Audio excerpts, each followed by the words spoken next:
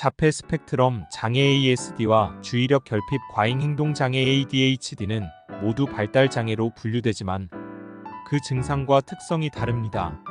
두 장애의 차이점을 주요 특징별로 나누어 설명드릴게요. 1. 사회적 상호작용. 자폐는 주로 사회적 상호작용에 어려움을 보입니다. 자폐를 가진 사람은 다른 사람과 소통하는 데 어려움을 겪고 비언어적인 소통 눈맞춤, 표정 읽기, 손짓 등이 부족할 수 있습니다. 사회적인 신호를 이해하지 못하거나 특정한 방식으로만 소통하려는 경향이 있죠. ADHD는 사회적 상호작용 자체의 어려움보다는 주의력 결핍 때문에 대화나 관계에서 방해를 받을 수 있습니다. ADHD를 가진 사람은 대화를 집중하기 어려워하거나 충동적으로 행동하는 경향이 있어 이를 통해 관계 형성에 어려움이 있을 수 있습니다. 2. 주의력과 집중력. 자폐 아동은 특정한 것에 매우 집중하는 경향이 있습니다. 자신이 좋아하는 주제에 몰두하는 경우가 많고 이를 통해 고도의 집중력을 보일 수 있습니다. 반면 다른 관심사에는 무관심하거나 주의를 기울이지 않기도 합니다.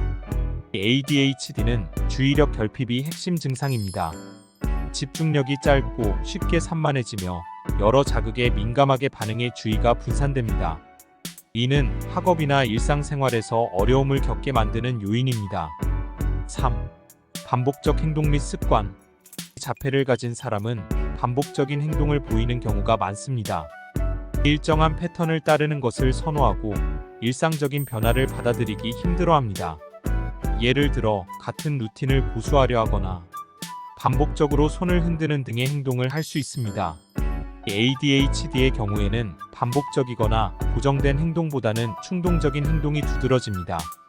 계획적이지 않게 즉흥적으로 행동하거나 일을 마치지 않고 다른 일로 옮겨가는 경우가 많습니다. 4. 감각 예민성. 자폐 아동은 감각적 예민성이 두드러집니다. 특정 소리, 빛, 촉감에 매우 민감하거나 반대로 둔감할 수 있습니다. 예를 들어 자극적인 소리에 과민 반응을 보이거나 특정 질감의 옷을 입기 꺼리는 경우가 있을 수 있습니다. ADHD를 가진 사람도 감각 자극에 민감할 수 있지만 이는 집중력의 문제와 관련된 경우가 많습니다. 자폐처럼 특정 감각에 예민하거나 둔한 것이 핵심 증상은 아닙니다. 5. 언어 발달. 자폐 아동은 언어 발달에 지연을 겪거나 비정상적인 방식으로 언어를 사용할 수 있습니다. 말을 하지 않거나 말은 하지만 특정 주제에만 지나치게 몰두하는 방식으로 대화할 수 있습니다. ADHD는 언어 발달에 있어 특별한 지연이 없지만 말을 과도하게 많이 하거나 대화 중 상대방의 말을 끊는 경향이 있습니다. 충동적으로 말하는 경우가 많아 집중적인 대화가 어려울 수 있습니다. 6. 발병 시기. 자폐는 주로 생후 23년 안에 증상이 나타납니다.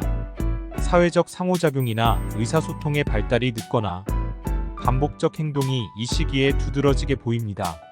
ADHD는 어린 시절부터 증상이 나타나지만 학령기에 본격적으로 진단되는 경우가 많습니다. 학습 환경에서 주의력과 행동 문제가 두드러지기 때문입니다. 결론. 자폐는 사회적 상호작용과 의사소통의 어려움, 반복적 행동이 주요 특징인 반면 ADHD는 주의력 부족과 충동적인 행동이 주요한 차이점입니다. 두 장애는 겹치는 증상도 있지만 각각의 장애가 다른 방식으로 사람의 발달과 일상생활에 영향을 미칩니다.